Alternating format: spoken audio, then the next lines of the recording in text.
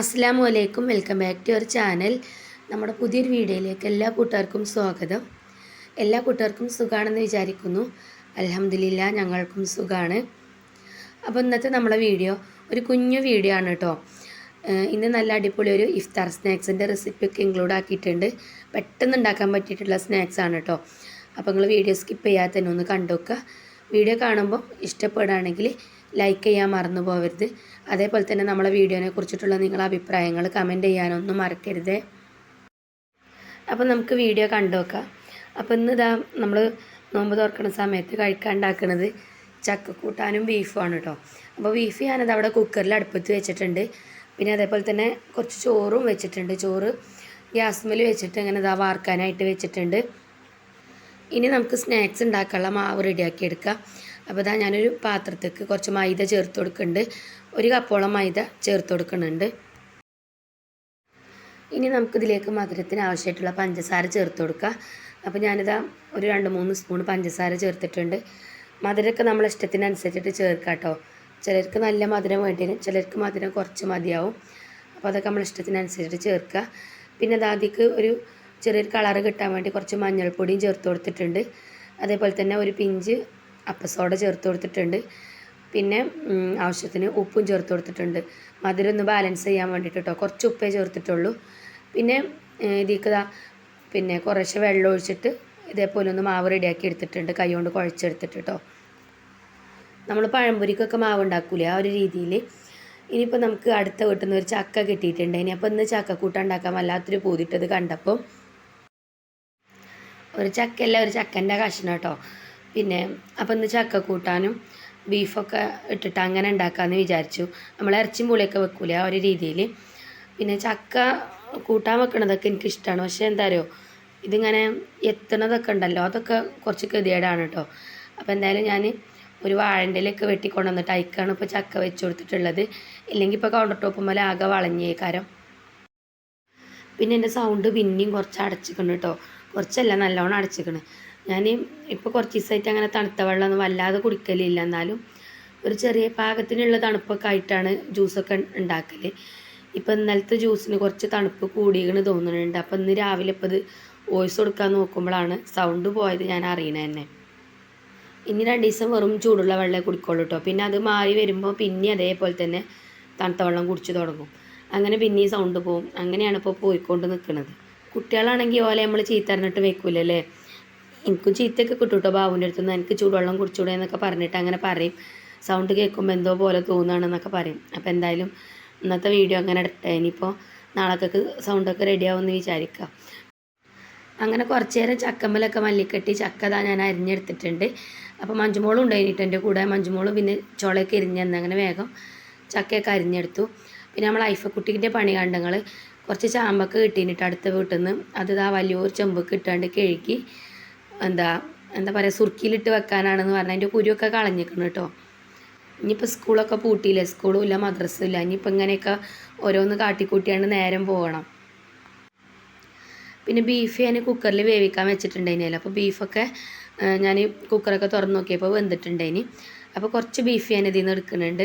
നമുക്ക് പെലച്ചക്ക് ഇനിയിപ്പോൾ ചോറിന് കൂട്ടാനൊന്നും ഉണ്ടാവില്ലെന്ന്. അപ്പോൾ അത് പൊരിച്ചെടുക്കാമെന്ന് വിചാരിച്ചിട്ട് ഒരു 2-3 കയ്യിൽ ഇതിൽ നിന്ന് എടുക്കുന്നുണ്ട്. ബാക്കിയുള്ളിലേക്ക് ആ ചക്ക അരിഞ്ഞത് ഇട്ട് കൊടുക്കുകയാണ് കേട്ടോ. എന്നിട്ട് നമ്മൾ ഇറച്ചിയും പൂളിയൊക്കെ വെക്കണ പോലെ ഇറച്ചിയും പൂളിയും വെക്കുമ്പോൾ നമ്മൾ പിന്നെ പൂളൊക്കെ വേവിച്ചിട്ടാണ് അതിക്ക് ഇട്ട് കൊടുക്കുക, ബീഫൊക്കെ ഇട്ട് കൊടുക്കുക.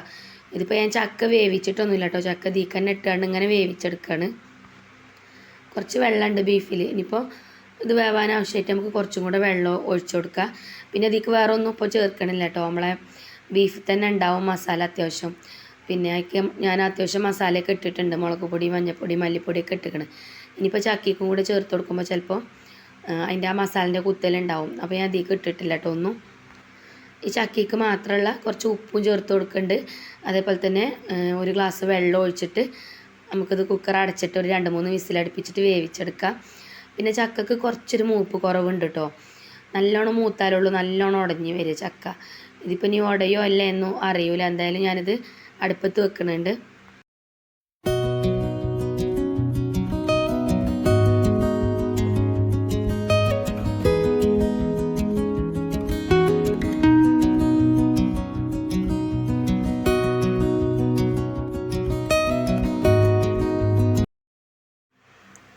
അങ്ങനെ അത് ഞാൻ അടുപ്പത്ത് വെച്ചിട്ടുണ്ട്. ഇനിയിപ്പോൾ അവിടെ കടന്നിട്ട് വേവട്ടെ. ഇനി നമ്മൾ നേരത്തെ സ്നാക്സ് ഉണ്ടാക്കാൻ മാവൊക്കെ റെഡിയാക്കിനല്ലോ. അപ്പോൾ ഞാനിതാ അതിക്കുള്ള ഈത്തപ്പഴമാണ് കേട്ടോ അപ്പോൾ കുരുവൊക്കെ കളഞ്ഞെടുക്കുന്നത്. ഈത്തപ്പഴം ഇട്ടിട്ടാണ് സ്നാക്സ് ഉണ്ടാക്കുന്നത്. പിന്നെ ആ ഒരു മാവക്ക് പഴം ഇങ്ങനെ വട്ടത്തിലാക്കിയിട്ട് കട്ട് ചെയ്തിട്ട് അങ്ങനെ ചേർക്കണമെങ്കിൽ അങ്ങനെയും ചേർക്കാം കേട്ടോ. പക്ഷേ ഇന്നിപ്പോൾ ഞാൻ ഈത്തപ്പഴമാണ് ചേർക്കുന്നത്. ഈത്തപ്പഴം ചേർത്താണ്ട് ഈ ഒരു സ്നാക്സ് ഉണ്ടാക്കുമ്പോൾ നല്ല ടേസ്റ്റാണ് കേട്ടോ. ഈത്തപ്പഴത്തിൻ്റെ കുരു കളഞ്ഞിട്ട് ഇങ്ങനെ നടുക്ക് ഇങ്ങനെ കീറി കൊടുക്കുന്നുണ്ട്. കുറേ മുന്നേയൊക്കെ നമ്മളവിടെയൊക്കെ നോമ്പിന് ഇങ്ങനത്തെ സ്നാക്സ് തന്നെയാണ് കേട്ടോ അധികം ഉണ്ടാക്കൽ. പിന്നെ എൻ്റെ വീട്ടിലാണെങ്കിലും ഇവിടെ നമ്മളവിടുത്തെ വീട്ടിലാണെങ്കിലൊക്കെ അധികം ഇതിന് നമ്മൾ പറയുക കാരക്കപ്പൊരിയാണ്. അപ്പോൾ അധികം ഈ സ്നാക്സ് തന്നെയാണ് നമ്മൾ ഉണ്ടാക്കൽ. അതേപോലെ പൊക്കവട, സമൂസ അതൊക്കെ തന്നെയാണ് നമ്മൾ ഉണ്ടാക്കൽ. അപ്പോൾ ഈത്തപ്പഴത്തിൻ്റെ കുരുവൊക്കെ കളഞ്ഞ് ഒരു ഈത്തപ്പഴം 2-3 പീസൊക്കെ ആക്കി കൊടുത്തിട്ടുണ്ട്. പിന്നെ നമ്മളെ മാവ് പിന്നെ ഞാൻ നല്ലോണം ഒന്ന് ഇളക്കി കൊടുക്കുന്നുണ്ട് കേട്ടോ.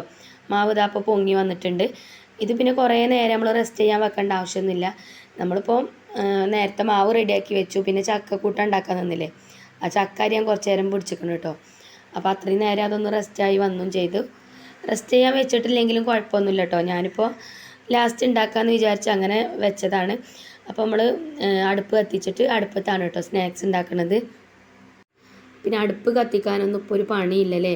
തീപ്പെട്ടി അങ്ങോട്ട് ഒരതിട്ട് കൊടുത്താൽ മതി. അടുപ്പിക്ക് 2 ഓലക്കൊടിയും വെച്ച് കൊടുത്താൽ ഇതറിയുമ്പോഴത്തേന് തീയൊക്കെ കത്തിക്കിട്ടും. പിന്നെ ചെറിയ ചുള്ളൽ വിറകൊക്കെ ഇട്ടാണ്ട് കത്തിക്കുകയാണെന്നുണ്ടെങ്കിൽ പെട്ടെന്ന് തീ കത്തി ആളി കത്തണ പോലെയാണ് കേട്ടോ. അപ്പോൾ ഞാനിതാ പിന്നെ കടലാസിലൊക്കെ തീപ്പെട്ടിയൊക്കെ ഒരതി കൊടുത്തേക്ക് ഇട്ട് കൊടുത്തു. തീ നല്ലോണം ആളി വരുന്നുണ്ട് കേട്ടോ. പിന്നെ അടുപ്പിൻ്റെ നടുഭാഗത്ത് ഒറ്റയ്ക്കൊന്നുമല്ല, ചുള്ളൽ വിറക് വെച്ചിട്ട് ഇതാ അടുപ്പ് മൊത്തമായിട്ട് കത്താണ്. നല്ല ചൂടുണ്ട്. അപ്പോൾ എന്നോട് ചില കൂട്ടുകാരൊക്കെ കമൻറ്റിലൂടെ ഇങ്ങനെ ഓരോന്നും ഇങ്ങനെ പറയലുണ്ട്, നിങ്ങൾ അടുപ്പ് കത്തിക്കുമ്പോൾ നിങ്ങൾ ഷാളൊന്ന് ശ്രദ്ധിക്കണം കേട്ടോ, പെട്ടെന്ന് തീ ആളി പോരുമെന്ന് പേടിച്ചിട്ടാണ് അങ്ങനെ പറയുന്നത്. ശരിയാണ് കേട്ടോ, അങ്ങനെ ആളി പോരുകയൊക്കെ ചെയ്യും, അത്രയും ചൂടാണ്. പിന്നെ ഞാൻ പറഞ്ഞ പോലെ തന്നെ കണ്ടില്ലേ, അടുപ്പിൻ്റെ നടുഭാഗത്തേക്കൊന്നും അല്ല തീ കത്തുന്നത്, ഇങ്ങോട്ടാണ് കത്തിപ്പോരുന്നത്. അപ്പോൾ ഞാൻ ശ്രദ്ധിച്ചിട്ട് തന്നെയാണ് കേട്ടോ അടുപ്പൊക്കെ കത്തിക്കൽ. അങ്ങനെ അടുപ്പ് കത്തിച്ചിട്ട് നമ്മളെ പിന്നെ സ്നാക്സ് ഉണ്ടാക്കാൻ ചട്ടി അടുപ്പത്ത് വെച്ചിട്ടുണ്ട്. പിന്നെ ചട്ടി ചൂടായിട്ട് ഇതാ ഞാൻ ഓയിൽ ഒഴിച്ച് കൊടുക്കുന്നുണ്ട്. ഈ ഒരു സ്നാക്സ് ഉണ്ടാക്കുമ്പോൾ അങ്ങനെ എണ്ണ ഒരുപാട് കുടിക്കുകയൊന്നും ചെയ്യൂല കേട്ടോ. നമ്മൾ ഒഴിച്ചു കൊടുക്കുന്ന എണ്ണ അധികം വറ്റാതെ തന്നെ അതിലുണ്ടാവും. അപ്പോൾ ഇതാ എണ്ണയൊക്കെ ചൂടായിട്ടുണ്ട്. ഇപ്പോൾ ഇനി നമുക്ക് ആ മാവ് ഒന്നും കൂടെ പിന്നെ മിക്സ് ചെയ്ത് കൊടുക്കുക. അല്ലെങ്കിൽ പിന്നെ ഇതിൻ്റെ മേലെ കൂടെ തന്നെ ഇങ്ങനെ സ്നാക്സ് ഇട്ടിട്ട് നമ്മൾ ഫ്രൈ ചെയ്തെടുക്കുകയാണെങ്കിൽ ആ മേലുള്ളത് മാത്രമേ പൊങ്ങി വരുള്ളൂ. അപ്പോൾ നല്ലോണം ഇളക്കിയിട്ട് വേണം കേട്ടോ ഇതേപോലെ ഈത്തപ്പഴം ഇട്ടിട്ട് നമ്മൾ സ്പൂൺ കൊണ്ട് കോരിയിട്ട് എണ്ണയ്ക്ക് ഇട്ട് കൊടുക്കാൻ.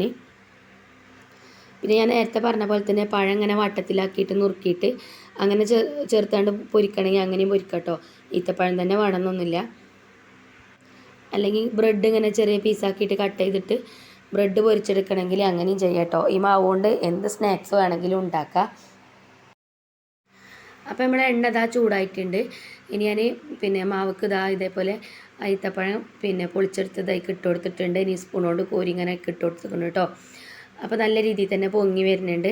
ഇനി ഇങ്ങനെ ഇളക്കി കൊടുത്തിട്ട് നമുക്ക് പിന്നെ താഴെ ഭാഗവും മേലെ ഭാഗമൊക്കെ ഒന്ന് നല്ല രീതിയിൽ തന്നെ ഒന്ന് ഫ്രൈ ചെയ്തെടുക്കാം.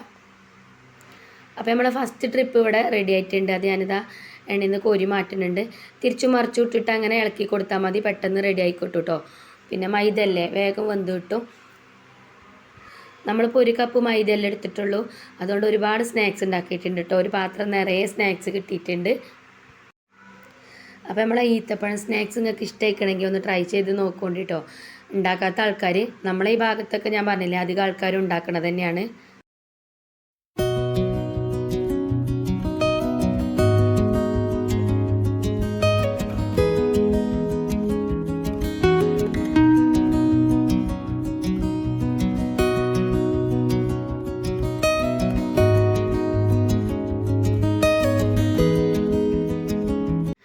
അങ്ങനെ നമ്മളെ കാരക്ക പൊരിച്ചത് ഈത്തപ്പഴം സ്നാക്സ് എന്നൊക്കെ പറയാം ഇവിടെ റെഡി ആയിട്ടുണ്ട്. അപ്പോൾ ഇതാ പിന്നെ ഇതിങ്ങനെ തൊട്ട് നോക്കുമ്പോൾ തന്നെ അറിയാം നല്ല സോഫ്റ്റാണ് കേട്ടോ. പുറം ഭാഗം കുറച്ച് ക്രിസ്പി ആയിട്ടും ഉള്ള നല്ല സോഫ്റ്റ് ആയിട്ടാണുള്ളത്. അപ്പോൾ സ്നാക്സൊക്കെ ഫ്രൈ ചെയ്തെടുത്തു. ഇനി നമ്മളെ ചക്കക്കൂട്ടാൻ എന്തേക്കണമെന്ന് നോക്കുകയാണ്. അപ്പോൾ ചക്കക്കൂട്ടാനും വെന്തിട്ടുണ്ട്. നല്ലോണം അങ്ങോട്ട് ഉടഞ്ഞു പോയിട്ടൊന്നുമില്ല കേട്ടോ. അത് ഞാൻ പിന്നെ ചട്ടുകം വെച്ചിട്ട് നല്ലോണം ഒന്ന് കുത്തി ഉടച്ചു കൊടുത്തിട്ടുണ്ട്. പിന്നെ അതാ ഒരു പാൻ ഇവിടെ അടുപ്പത്ത് വെച്ചിട്ട് അതിക്ക് വെളിച്ചെണ്ണ ഒഴിച്ചു കൊടുത്തിട്ടുണ്ട്. പിന്നെ കുറച്ച് കടുക് ഇട്ട് കൊടുത്തിട്ടുണ്ട്. കടുക് പൊട്ടി വന്നപ്പം കുറച്ച് ചെറിയ ഉള്ളി അരിഞ്ഞതും ചേർത്ത് കൊടുത്തു. കറിവേപ്പിൻ്റെ ഇല ഇട്ട് കൊടുത്തു. വറ്റൽമുളക് ഇടാൻ ഞാൻ മറന്നുപോയി. പിന്നെ കുറച്ച് തേങ്ങയും അതേപോലെ തന്നെ മഞ്ഞൾപ്പൊടി, അതിക്കൊരു പച്ചമുളകും പിന്നെ നല്ല ജീരകമൊക്കെ ഇട്ടിട്ട് തേങ്ങ ചതച്ച് വെച്ചിട്ടുണ്ടേന് ചക്കക്കൂട്ടാനൊക്കെ ഇടാനാണ് കേട്ടോ. നമ്മൾ ഇറച്ചിയും ചക്കക്കൂട്ടാനുമാണ് വെക്കണമെന്നുണ്ടെങ്കിലും ഈ ഒരു തേങ്ങ ചതച്ചതും കൂടെ ചേർക്കുമ്പോൾ ഒന്നും കൂടെ ടേസ്റ്റ് ഉണ്ടായിക്കോളും. അപ്പോൾ അതും ആ എണ്ണയ്ക്ക് ചേർത്ത് കൊടുത്താണ്ട് പിന്നെ ഒന്ന് ഇളക്കി കൊടുത്തിട്ടുണ്ട്. പിന്നെ ചക്കക്കൂട്ടാനും ബീഫും വേവിച്ചതായി ഇട്ട് കൊടുത്തിട്ടുണ്ട്. അപ്പോൾ ബീഫൊന്നും ഇതിൽ കാണാമല്ലോ കേട്ടോ, ബീഫൊക്കെ ഉടഞ്ഞിട്ടാണ് കേട്ടോ. ഞാനിങ്ങനെ ചട്ടുകം വെച്ചിട്ട് നല്ലോണം കുത്തി ഉടച്ചില്ലേ, അപ്പോൾ നല്ലോണം വെന്തുടഞ്ഞ് എന്താ പറയുക അതിലൊക്കെ ആകെ കലങ്ങിയിട്ടുണ്ട് കേട്ടോ. അപ്പോൾ നല്ല ടേസ്റ്റ് ഉണ്ടായിനി കഴിക്കാൻ. അവിടെ ഇവിടെയൊക്കെ ബീഫിൻ്റെ ആ ഒരു കഷ്ണങ്ങളൊക്കെ കടിക്കുമ്പോൾ നല്ല ടേസ്റ്റ് ഉണ്ടായിനി കേട്ടോ. പിന്നെ ഇതിലേക്ക് കട്ടൻ ചായയാണ് ഉണ്ടാക്കിയത്. ഇതിപ്പോൾ കഴിക്കൊന്നുമില്ല, ഇനിയിപ്പോൾ നമ്മൾ മഗ്‌രിബ് നിസ്കാരമൊക്കെ കഴിഞ്ഞ് കുറച്ച് കഴിഞ്ഞിട്ടേ കഴിക്കുള്ളൂ കേട്ടോ. അപ്പോൾ നമുക്കിപ്പോൾ നോമ്പ് തുറക്കാനൊക്കെ ആയിട്ടുണ്ട് സമയം. അങ്ങനെ ബാങ്കൊക്കെ കൊടുത്തു ഞങ്ങൾ നോമ്പൊക്കെ തുറന്നു. അപ്പോൾ നമ്മളെ കാരക്ക പൊരിച്ചതും അതേപോലെ തന്നെ ലൈമും പിന്നെ എന്താ ഉണ്ടായിനത് ഫ്രൂട്ട്സായിട്ട് ബത്തക്കയും ഒരു പപ്പായ പഴുത്തതും ഉണ്ടായിന്. അങ്ങനെ നോമ്പൊക്കെ തുറന്ന് കഴിഞ്ഞ് പിന്നെ നിസ്കാരമൊക്കെ കഴിഞ്ഞു. പിന്നെ നമ്മളപ്പച്ചി പിന്നെ മിഠായി കൊടുത്തയച്ചിന് കേട്ടോ കുട്ടികൾക്ക്. ഇപ്പച്ചി പറഞ്ഞാൽ നമ്മളെ ബാബുക്കാക്കും കേട്ടോ. അപ്പോൾ ചില കൂട്ടുകാരൊക്കെ കമൻറ്റിലൂടെ ചോദിക്കലുണ്ട് ബാബുവിൻ്റെ വർത്താനം എന്താണ്, സുഖമാണോ, പണിയുണ്ടോ എന്നൊക്കെ ചോദിക്കലുണ്ട്. അപ്പോൾ അൽഹംദുലില്ലാ സുഖമാണ് കേട്ടോ, കുഴപ്പമൊന്നുമില്ല, പണിയൊക്കെ ഉണ്ട്. പിന്നെ ഓരോ ഫ്രണ്ടിൻ്റെ അമ്മ ഉംറക്ക് പോയിട്ടുണ്ടേനും, അപ്പോൾ പിന്നെ വന്നപ്പോൾ ഓരോ കയ്യിൽ കൊടുത്തയച്ചതാണ് കേട്ടോ കുട്ടികൾക്ക് മിഠായി. പിന്നെ ഇപ്പച്ചി ഇവിടെ നാട്ടിലുണ്ടാകുമ്പോൾ ഒരു അങ്ങാടിക്ക് ഇറങ്ങുകയാണെങ്കിലും അതേപോലെ പണി കഴിഞ്ഞ് വരികയാണെങ്കിലൊക്കെ കുട്ടികൾക്ക് എന്തെങ്കിലും ഒരു പൊതി ഉണ്ടാവും കയ്യിൽ. അപ്പോൾ അതങ്ങനെ കിട്ടി ശീലമാവണമല്ലോ മക്കൾക്ക്. ഇപ്പോൾ ഇപ്പച്ചി പോയപ്പോൾ പിന്നെ എൻ്റെ കയ്യിൽ നിന്ന് അങ്ങനെ കിട്ടുന്നില്ല. ഞാൻ എപ്പോഴും ഒന്നും പുറത്ത് പോകില്ലല്ലോ, എപ്പോഴെങ്കിലൊക്കെ അല്ലേ പോവുള്ളൂ. എന്നാലും ഓരോ കയ്യിൽ ചിലപ്പോൾ അവർക്ക് പൈസയൊക്കെ കൊടുക്കലുണ്ട്. പിന്നെ എന്തെങ്കിലും വാങ്ങിക്കോളി എന്നൊക്കെ പറഞ്ഞാണ്ട് കേട്ടോ. എന്നാലും ഇപ്പച്ചാൾ കൊണ്ടുവന്ന് കൊടുക്കണ പോലെ നമ്മളെ അടുത്തുനിന്ന് കിട്ടൂലല്ലോ. അപ്പോൾ നമ്മൾ കുട്ടിക്ക് ചോക്ലേറ്റ് കണ്ടപ്പോൾ ഭയങ്കര പൂതിയൊക്കെ ഉണ്ടായിന്. അപ്പോൾ അത് റിച്ചു മോന് നോമ്പുണ്ടല്ലോ, അപ്പോൾ അതുകൊണ്ട് ഇപ്പോൾ പൊട്ടിക്കണ്ടെന്ന് പറഞ്ഞാണ്ട് ഓളെന്നെ കൊണ്ടുപോയി വെച്ചതാണ് കേട്ടോ. റിച്ചു കാക്കാക്ക് തിന്നാൻ പൂതിയാവും എന്നൊക്കെ പറഞ്ഞാണ്ട്.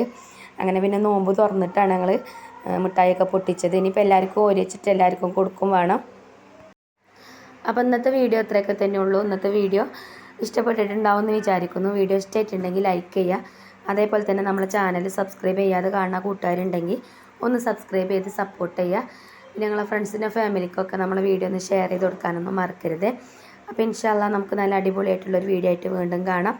Thank you for watching.